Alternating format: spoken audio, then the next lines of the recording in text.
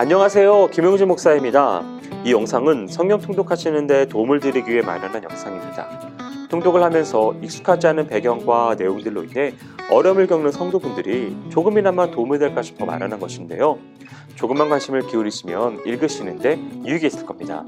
그럼 오늘 읽을 부분에 대한 안내를 해드리겠습니다.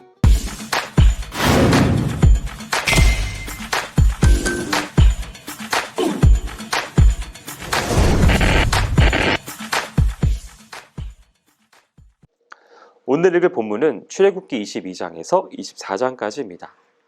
어제 본문 말미에 나온 다른 사람의 재산에 손해를 입히는 죄에 대한 말씀이 계속 이어지고 있습니다.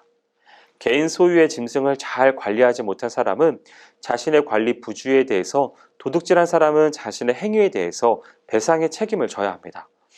위탁물이나 도둑질한 물건에 대하여 2배의 배상을 요구하는 규정이나 남의 농작물에 피해를 주었을 때 최상급의 농작물로 배상을 요구하는 규정 및 도둑질한 사람에게 자기 몸을 팔아서라도 배상할 것에 대한 규정들이 나옵니다. 이는 자신의 잘못에 대해 상대방에게 최선의 것으로 보상하는 정신이 담겨 있습니다. 언약법전은 이어서 도덕과 종교에 관한 법을 다룹니다. 약혼하지 않은 처녀를 꿰어서 동침하는 행동, 무당이나 짐승과 교접하는 행동 등에 관한 세부 지침들이 소개됩니다. 하나님의 거룩한 언약 백성은 자기들의 공동체 안에서 성적인 폭력 행위가 이루어지는 것을 용납해서는 안 되며 성적인 순결함이 지켜지도록 최선을 다해야 합니다. 그들은 또한 하나님을 멀리한 채로 다른 신들을 섬기는 사람들과 관련된 행위들을 멀리하지 않으면 안 됩니다. 언약 공동체의 정체성을 지키는 일은 일상생활 속에서도 꾸준히 요구되는 것이에요. 이를 위해서는 무엇보다도 공동체 안에 사회적 약자들을 괴롭히지 말고 도리어 그들을 한 식구처럼 사랑으로 대해야 합니다. 언약법을 잘 지킴으로써 하나님을 존중히 여겨야 하고 그가 세우신 지도자 역시 같은 방식으로 존중해야 합니다.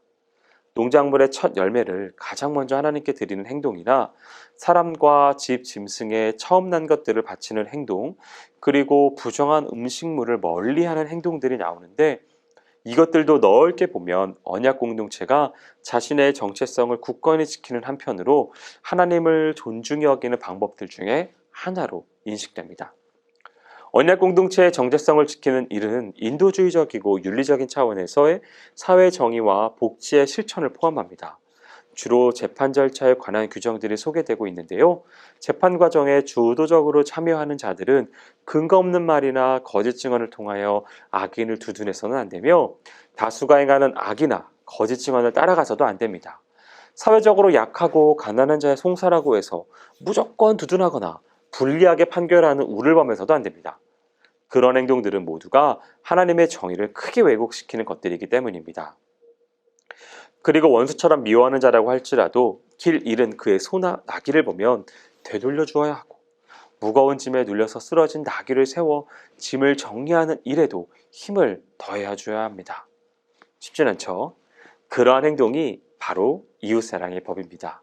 성경에서 말하는 이웃사랑의 법이에요. 외국인, 나그네를 괴롭히지 말고 도리어 사랑으로 보살피는 일 역시 이웃사랑의 법을 실천하는 한 방법이 됩니다. 언약 공동체 안에 가난한 자들을 위한 관심과 배려는 안식년과 안식일의 법에도 반영되어 있습니다. 안식년은 땅을 묵히고 채무를 면제하며 종들을 해방시키는 7년 주기의 국가적인 축제입니다. 또한 안식일을 두어 7일 간격으로 인간의 노동을 중단시키고 자연의 일부인 집 짐승을 휴식하게 합니다. 이어서 이스라엘의 3대 절기인 유월절, 맥추절, 수장절이 소개됩니다.